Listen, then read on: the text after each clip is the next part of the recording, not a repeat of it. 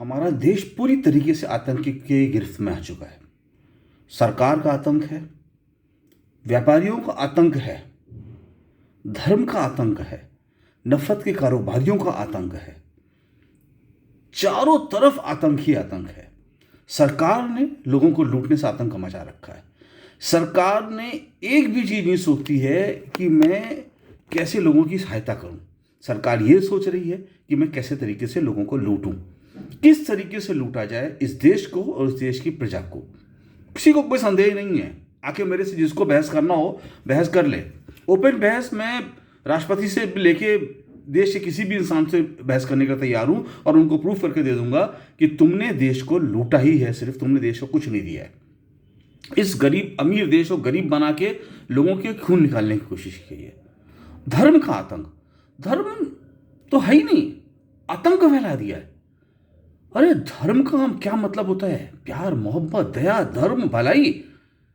आप कौन सा धर्म निभा रहे हो? बड़े बड़े मंदिर बना के, बंदूक रख के, तलवार रख के आप उसको धर्म बना रहे हो। लोग भूखे मर रहे हैं, आपको कोई चिंता नहीं है। सरकारी आतंक क्या है? 20,000 करोड़ का महल बनाओगे और 7 साल में एक भी स्कूल और अस्पताल नहीं बनाया। जो 7 साल में पॉपुलेशन बढ़ी है इस देश की, उस पॉपुलेशन को कवर करने के लिए कौन से स्कूल अस्पताल बनवाए गए? 20,000 करोड़ में कितनी इंडस्ट्री लग जाएंगी? मैं आपको सिर्फ ये बोलता हूं, 8 लाख करोड़ रुपए गरीब माफ किए गए, 1,45,000 करोड़ नमस्ते ट्रम्प में खर्च किया गया, 20,000 करोड़ महल बन रहा है, और ऐसे 2-4 और बड़े बड़े खर्चे ले लो तो कितने लाख करोड़ हैं उस पर। मेरे देश में कितनी इंडस्ट्री लगेंगी, कितने स्कूल बनेंगे, कितने अस्पताल बनेंगे। पूरा देश बीमार रहित, खुशहाल, रोजगार वाला हो जाएगा। लेकिन वो नहीं किया जा रहा है क्योंकि आतंक है। और तुम्हें आतंकवादी क्या करते हैं? तुम्हें मारते हैं। ये भी वही कर रहे हैं। अंत सिर्फ इतना है, जो बाहर से आतंकवादी आते हैं वो बंदूक AK-47 लेके आते हैं और इन्होंने उससे खतरनाक हथियार तुम्हारे लिए बना रखे। उससे खतरनाक हथियार, भूखमरी, बीमारी, उससे ज्यादा बड़ी त्रासदी पैदा कर दी आपके लिए। और आपको मैं क्या बताता हूं,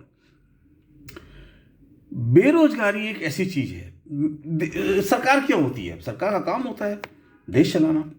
देश चलाने का मतलब क्या होता है? आप इंडस्ट्री लगाओ, आप बिजनेस बढ़ाओ, आप GDP बढ़ाओ, आप देश में पैसा लाओ, आप लोगों को स्वस्थ रखो, आप लोगों को रोजगार दो।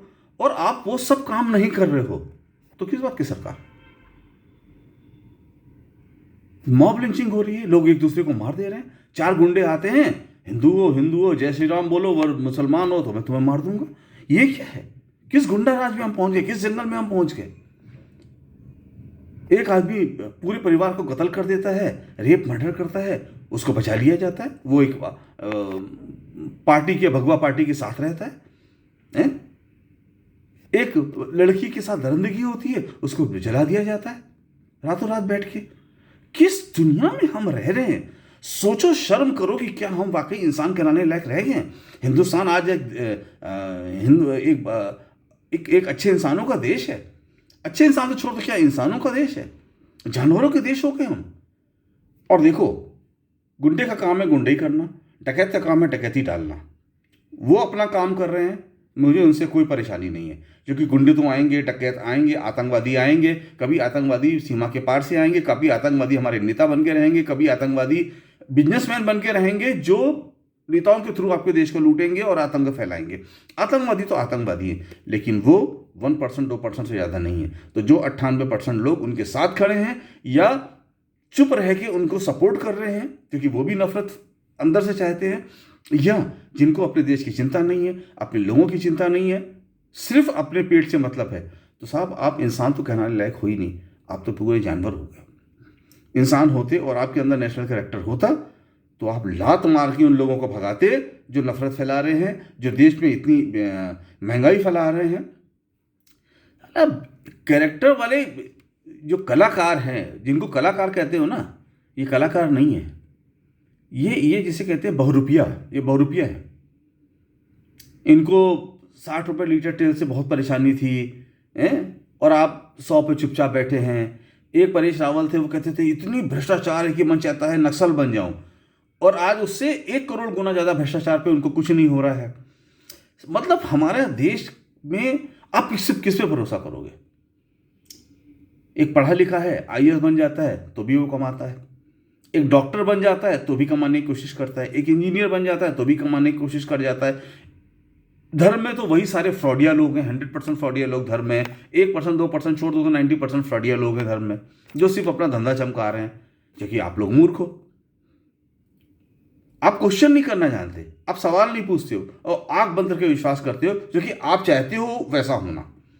आप चाहते हो एक फर्जी आदमी आए भगवा ओढ़ के और आपको उल्लू बना के चला जाए और आपको उसमें खुशी मिलती है, जो कि आपको पूछने की हिम्मत नहीं है। आज भी वो मैं देखता हूं फिर से कीड़े मकोड़े बाहर निकल आए भविष्य बताने वाले, जो मरने वालों का भविष्य नहीं बता। और आज सबसे बड़ी देश की त्रासदी, वो लाखों लाशें हैं जो गंगा किनारे दफन हैं और जिनकी का कोई पूछने वाला नहीं है।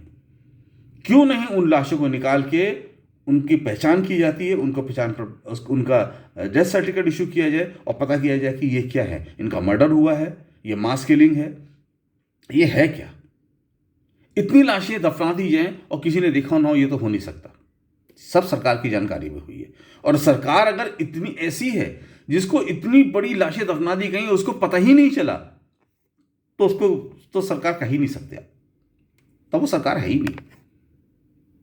सोचो देशवासियों, अपने देश को खत्म मत होने दो।